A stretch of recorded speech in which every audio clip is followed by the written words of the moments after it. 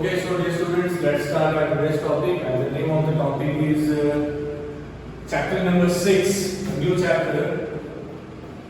Please take your copy. All right, and write down the name of the chapter first of all, dear students. And the name of the chapter is thermodynamics.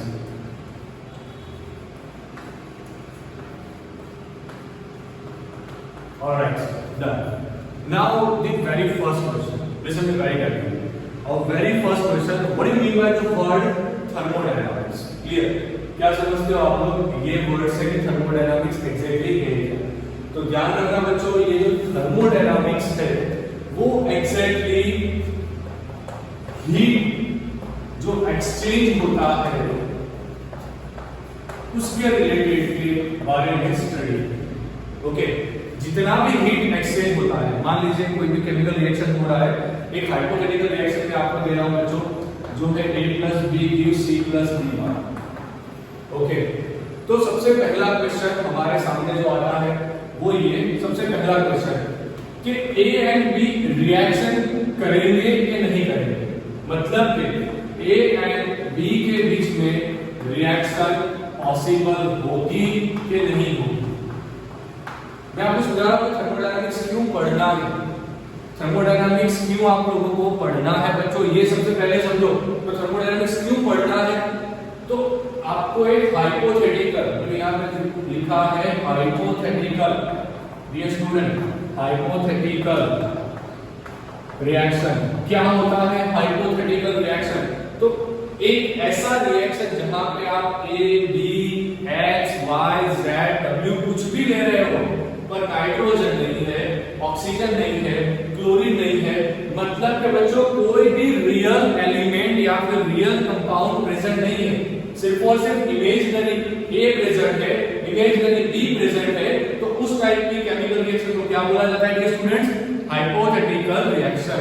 तो यहां पर मैंने एक hypothetical आपको reaction दे दिया, तो कैसे मालूम होगा कि A एंड B के बीच में कोई रिएक्शन होगी कि नहीं होगी?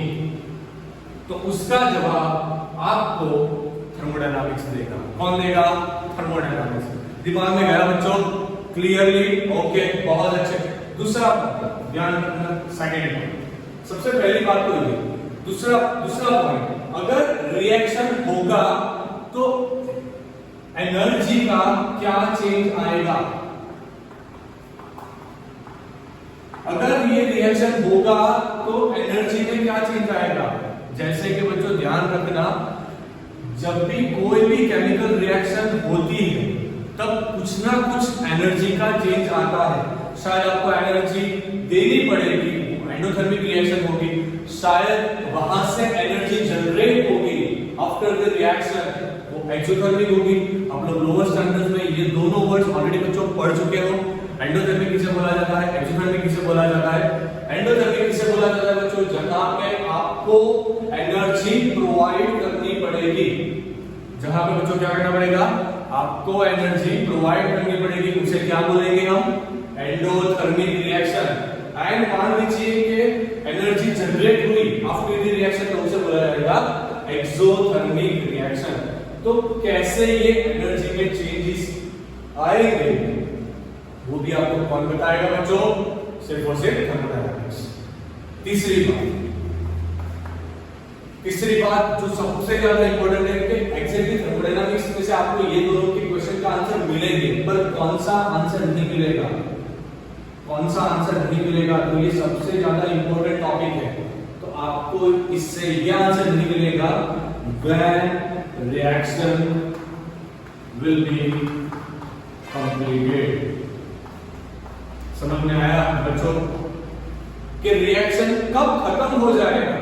मतलब कि मान लीजिए कि एक कंटेनर आपने लिया हुआ है बच्चों, कंटेनर में आपने नाइट्रोजन भरा, कंटेनर में आपने हाइड्रोजन भरा एंड उसको छोड़ दिया एक रिएक्शन कंडीशन देके अमोनिया प्रोड्यूस होने के लिए।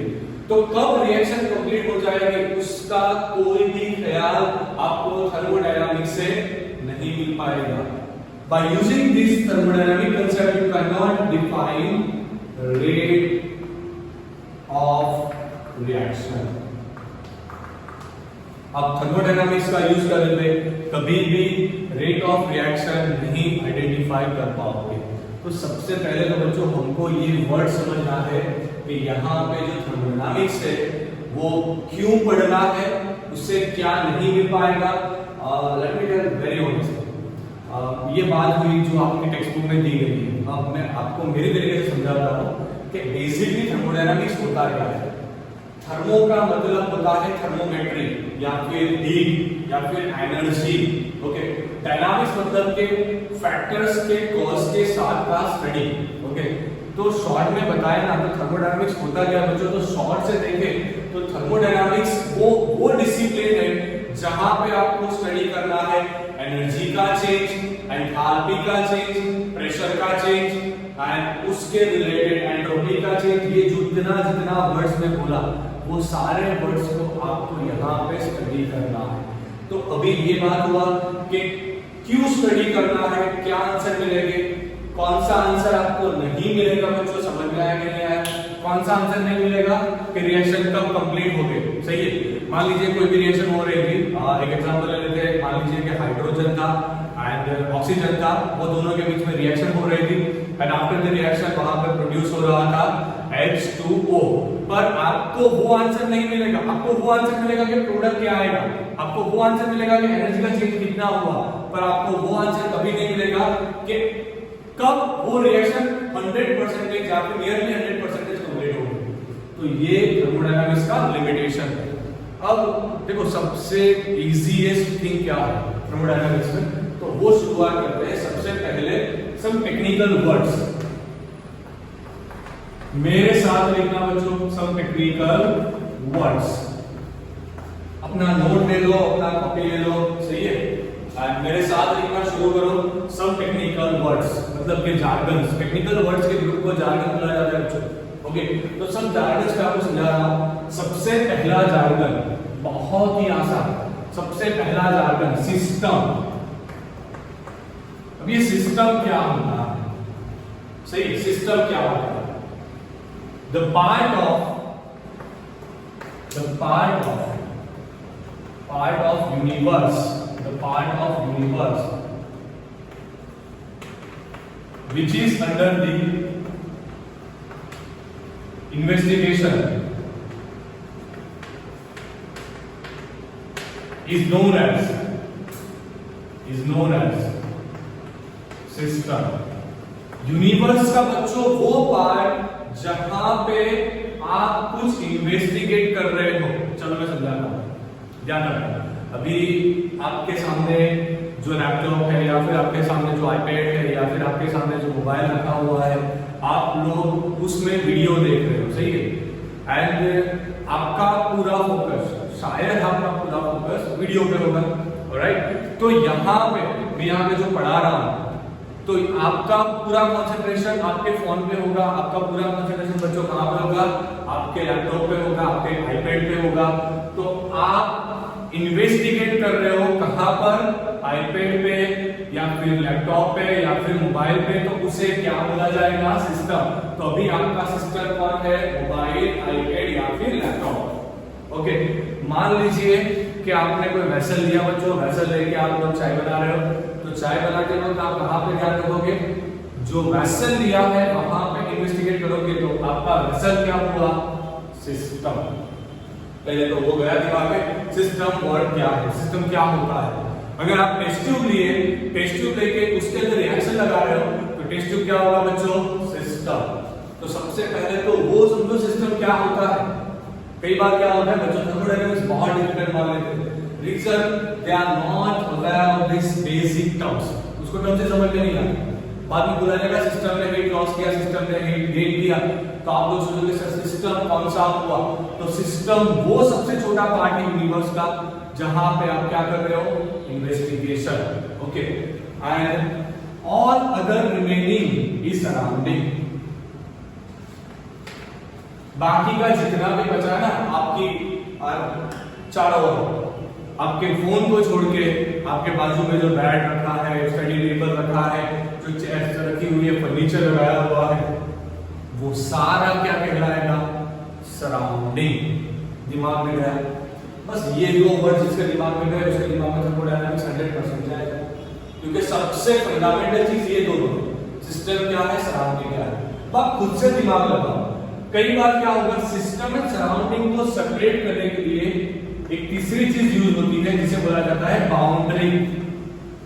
क्या बोला जाता है, बाउंड्री। वो डिफरेंशिएट करेगी कि सिस्टम कौन सा है, सराउंडिंग कौन सा है।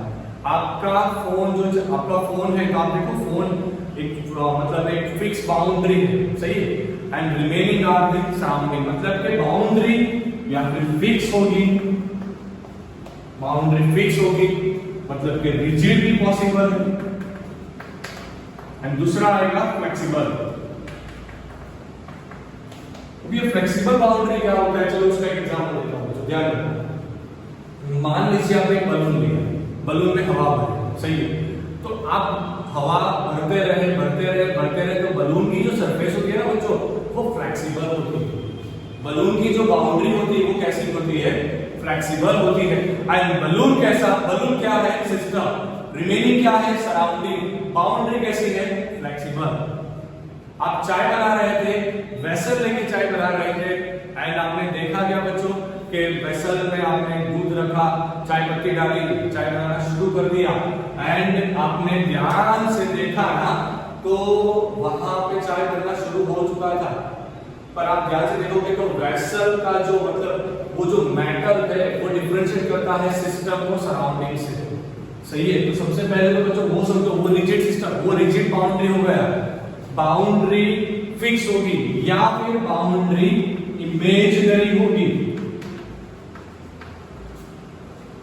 Imaginary boundary. अब ये क्या चीज है, नहीं सर कहां से लेके आए इमेजिनरी बाउंड्री, चलो समझा रहा हूं, ध्यान रखना। Let me tell you what is imaginary boundary. अब मान लीजिए कि आप स्टडी कर रहे थे, कहां पे, मतलब आप घर में कहीं पे पानी गिरा हुआ है, वहां पे जाके स्टडी कर रहे हो, पानी जहां पे गिरा है वहां पे इन्वेस्टिगेट कर रहे हो, तो वहां पे कोई बाउंड्री फिक्स नहीं होगी। आप लोग इमेजिन कर रहे हो कि भाई इतने जगह पे पानी गिरा हुआ है, बाकी की जगह पे नहीं है, मतलब बाकी का सराउंडिंग, इतना सिस्टम, तो वहां पे कैसी बाउंड्री आई बच्चों, इमेजिनरी।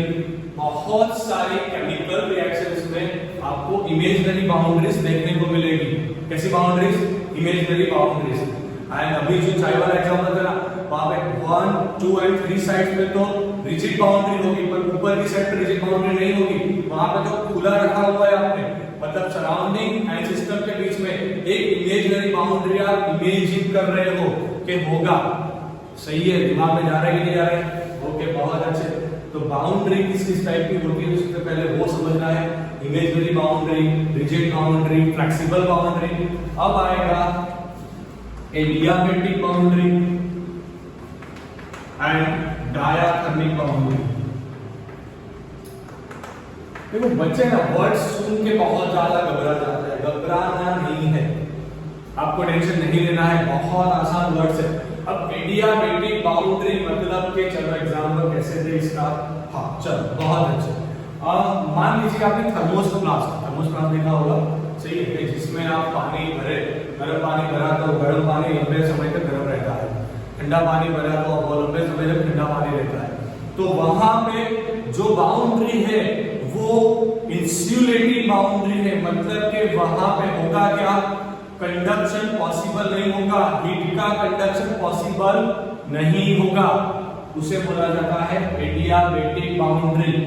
कैसी boundary, adiabatic boundary. Adiabatic boundary बच्चों लिखो, मेरे साथ लिखो भी। एडियाबेटिक बाउंड्री का मतलब होता है conduction is not possible between the, conduction is not possible between the system and surrounding, system and surrounding. Or this kind of boundary is not allowing system and surrounding to exchange the conductions, and this is known as a adiabatic boundary। लिखा बच्चों, बहुत ही बढ़िया, बहुत ही बढ़िया। चलो next बात, अब बात आती है डायाथर्मिक बाउंड्री। डायाथर्मिक बाउंड्री, तो ये डायाथर्मिक बाउंड्री क्या है, a boundary which allow conduction of heat, a boundary which allow conduction of heat, मतलब कि जो हीट को एक्सचेंज होने दे। अभी चाय वाला एग्जांपल लिया था, आप सोचो अगर आपकी जो वेसल है, आपकी जो पतीला है, वहां का सरफेस हीट को एक्सचेंज नहीं होने देगा तो क्या चाय बन पाएगी? नहीं बन पाएगी। मतलब कि उस केस में आप घर पे जाके ऐसा बोल सकते हो, आपकी मम्मी को बोल सकते हो कि भाई ऐसा कोई वेसल ले लो जहां पे डायाथर्मिक बाउंड्री हो तो चाय बनेगी, पर ऐसा कोई वेसल लिया एडियाबेटिक बाउंड्री है तो चाय नहीं बनेगी। समझ में आ रहा है? ये सारी चीजें बहुत ज्यादा इंपॉर्टेंट है बच्चों, तो ध्यान रखना। हो चुका इतना, हो चुका, बहुत ही बढ़िया। अभी नेक्स्ट टॉपिक पे आगे चलते हैं। सिस्टम दिमाग में गया, सराउंडिंग दिमाग में गया, बाउंड्री भी दिमाग में गया। अब बात आती है एडियाबेटिक बाउंड्री गया, डायाथर्मिक गया, रिजिड गया, फ्लेक्सिबल गया। ओके, अब बात आती है बच्चों बहुत इंपॉर्टेंट चीज की, state function and path function. अभी मैं सिर्फ डेफिनेशन समझा रहा हूं आपको, बाद में जब जरूरत पड़ेगी तब इसको डिटेल में स्टडी कर पाऊंगा। पहले मैंने बताया कि सब टेक्निकल वर्ड्स को आज कंप्लीटली कवर कर देते हैं, उसके बाद हम जब भी जरूरत पड़ेगी तब उसके बारे में डिटेल में स्टडी करेंगे। स्टेट फंक्शन क्या है बच्चों? अब तो सबसे पहले आपको वो समझना पड़ेगा कि फंक्शन क्या है। फंक्शन क्या है? तो सबसे पहले ध्यान रखो, फंक्शन वो चीज है जो सिस्टम को डिफाइन करता है। पहला होगा कि सिस्टम को कैसे डिफाइन किया जाए, तो प्रेशर, वॉल्यूम, टेम्परेचर, ये तीन सबसे बेसिक चीज। कोई आपसे पूछे कि मान लो ये चौक भी सिस्टम है, तो आप केमिस्ट्री की तरह सोचोगे, अगर केमिस्ट्री की तरह सोचोगे तो आप मुझे ये पूछोगे कि सर इसका टेम्परेचर बताइए, सर इसका वॉल्यूम बताइए। सही है, मतलब आपने मुझसे क्या इंक्वायरी किया? इसका टेम्परेचर इंक्वायरी किया, इसका वॉल्यूम इंक्वायरी किया, मतलब के वॉल्यूम टेम्परेचर इस चौक के लिए क्या हो गए? फंक्शन। क्या हो गए? फंक्शन। अगर कोई बहुत ज्यादा पढ़ा हुआ होगा तो पूछेगा सर इसका एंथैल्पी बताइए, सर इसका इंटरनल एनर्जी बताइए, इसका पोटेंशियल एनर्जी बताइए। आई नो यू कैन, आप लोगों को ऐसा कोई थॉट नहीं आने वाला दिमाग में, पर कोई भी सिस्टम बच्चों होता है ना, तो उसके बारे में केमिस्ट्री के लोगों को इस तरह से क्वेश्चंस आते हैं कि फंक्शन क्या है। मतलब कि किसी भी चीज को आप कोई भी टेस्ट ट्यूब लेके रिएक्शन लगा रहे हैं तो आप सबसे पहले देखोगे प्रेशर क्या है, वॉल्यूम क्या है, टेम्परेचर क्या है। देखो केमिस्ट्री की तरह सोचो, केमिस्ट्री की और से सोचो, आप ये सारे थॉट्स अपने दिमाग में लेके आओगे। मतलब कि प्रेशर, वॉल्यूम, टेम्परेचर बेसिकली क्या हो चुके? फंक्शन। वैसे तो बहुत सारे फंक्शन है, एंथैल्पी है, एंट्रोपी है, सही है, इंटरनल एनर्जी है, पर अभी मैं बेसिकली तीन की बात कर रहा हूं, प्रेशर, वॉल्यूम एंड टेम्परेचर। अब जो फंक्शन सिर्फ और सिर्फ इनिशियल एंड, लिखो मेरे साथ, लिखो बच्चों, लिखो। सबसे पहले रीडिंग कर रहा हूं स्टेट फंक्शन। मैंने पहले बताया कॉपी साथ में रखो, उसमें लिखना है, मेरे साथ लिखना है। शुरू करो जल्दी से। A function which depends only on initial and a function which depends on only initial and final position of system. Initial and final position of system is called state function. Is called state function. It's not affected by, लिखो बच्चों, it's not affected by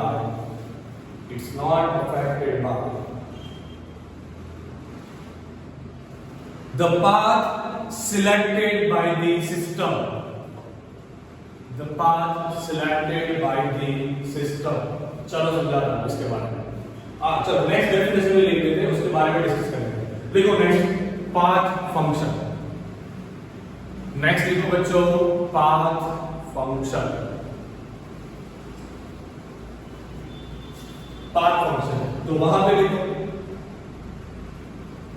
function which depends on selected path. Function which depends on selected path is called path function. चलो बच्चों समझाता हूं, इसके बारे में बहुत ही डिटेल से बहुत अच्छे तरीके से समझना है, ध्यान रखना। ऑलराइट, आपका जो रिजल्ट होता है ना, वो बेसिकली बच्चों बहुत सारे बच्चों के लिए पाथ फंक्शन होता है। जैसे आपका फाइनल मार्कशीट क्या बना, वो किस पे डिपेंड करेगा, आपने पूरा साल किस तरीके से कौन से पाथ से स्टडी की। मतलब एग्जाम का जो रिजल्ट है बच्चों वो कैसा है, पाथ फंक्शन। मम्मी डैडी आपसे जो रिजल्ट मांगते हैं ना, वो क्या है, स्टेट फंक्शन। कैसे, उन लोगों को तो सिर्फ क्या चाहिए भाई, 9वीं कक्षा में कितना रिजल्ट था, 10वीं में तो 10% ज्यादा लेके आ जाए, 11वीं में तो 12% ज्यादा लेके आ जाए। मतलब उन लोगों को आप कौन सा पाथ सिलेक्ट कर रहे हो उनसे कोई लेना देना नहीं है, उनको सिर्फ किससे लेना देना है, आपका कितना रिजल्ट पहले कक्षा में था या नेक्स्ट कक्षा में आ रहा है, दिमाग में क्या है। मतलब कई बार ऐसा होता है कि आपको सिर्फ सिस्टम का क्या दिखता है, इनिशियल स्टेट देखा, फाइनल स्टेट देखा, उसका फंक्शन निकाला, कैलकुलेशन लगा दिया। कई बार क्या होगा, आप जो फंक्शन कैलकुलेट कर रहे हो उसे देखना पड़ेगा कि सिस्टम किस तरीके से आगे बढ़ा। मैं समझाऊंगा बच्चों, अभी सिर्फ और सिर्फ थर्मोडायनामिक्स तभी समझ में आएगा, आपको इसमें पीएचडी नहीं करना, आपको सिर्फ और सिर्फ समझना है, टेक्निकल वर्ड समझ लो कि स्टेट फंक्शन क्या होता है। तो भैया वैसा फंक्शन जहां पे सिर्फ आप मानो मैंने प्रेशर शुरुआत में कैलकुलेट किया, किसी भी वेसल को लेकर शुरुआत में प्रेशर कैलकुलेट किया एंड फाइनल में प्रेशर कैलकुलेट किया, तो अब मेरे लिए प्रेशर क्या है, स्टेट फंक्शन। क्योंकि बीच में तो मैंने कैलकुलेट ही नहीं किया एंड वो मैटर भी नहीं करेगा कि मैंने सिस्टम को किस तरह से हैंडल किया था। पर मान लीजिए कि मेरा प्रेशर एवरी सिस्टम के हर जगह पे चेंज हो रहा था, मतलब कि वो क्या हो चुका, पाथ फंक्शन। इसके बारे में डिटेल स्टडी कराऊंगा जब जरूरत आएगी। Okay, next and the last. Okay, next and the last थोड़ा बहुत बचा है, उसके बारे में स्टडी करना है। वो है, मतलब टेक्निकल वर्ड से वो है intensive properties and extensive properties। Okay बच्चों, लिखो मेरे साथ, कॉपी में लिखो फटाफट से, intensive properties and extensive properties। Okay, so dear students, what is this intensive property, what is this extensive property? इसको समझाने के पहले मैं आपको बेसिक एग्जांपल दूंगा। एक आदमी है जिसका वेट 150 kg, एक आदमी है जिसका वेट कितना है बच्चों, 150 kg, एंड एक बच्चा है जिसका वेट है 60 kg। दोनों एक मैराथन में दौड़ रहे थे, कौन जीतेगा? ऑफ कोर्स 60 kg वाला जीतेगा। क्यों? उसका वेट कैसा है, कम। तो आप ध्यान से देखो, जीतने वाली प्रोसीजर पे किसने अफेक्ट किया, मास। मतलब जो प्रॉपर्टीज मास पर डिपेंड करती हो या फिर साइज पे डिपेंड करती हो, साइज एंड मास पे जो प्रॉपर्टी डिपेंड करती है उसे क्या बोला जाता है, इंटेंसिव प्रॉपर्टी। आप गए अभी देखें, सही है, क्या होगा इंटेंसिव प्रॉपर्टी, साइज मैटर, मास मैटर, सही है ना, बहुत बढ़िया। अब बात आई एक्सटेंसिव प्रॉपर्टी, जो साइज है मास पे डिपेंड ना करती हो। खुद का सेल्फ कॉन्फिडेंस बच्चों, खुद का सेल्फ कॉन्फिडेंस क्या वो मैटर करेगा कि 150 kg वाले का सेल्फ कॉन्फिडेंस कितना होगा, 60 kg वाले का कितना होगा, नहीं। ये बात हुई सोशल। अब जब बात आती है रियल लाइफ में, तो एक्सटेंसिव एंड इंटेंसिव प्रॉपर्टीज के बहुत सारे एग्जांपल आएंगे केमिस्ट्री में, वहां पे डिटेल स्टडी करेंगे। अभी सिर्फ डेफिनेशन लिखना है तो डेफिनेशन लिखो, हेडिंग लगाओ इंटेंसिव प्रॉपर्टीज। मैंने बताया था बच्चों, मेरे साथ लिखना है, फटाफट से लिखो, properties which depends on mass and size. Property which depends on mass and size is called intensive property. Is called intensive property.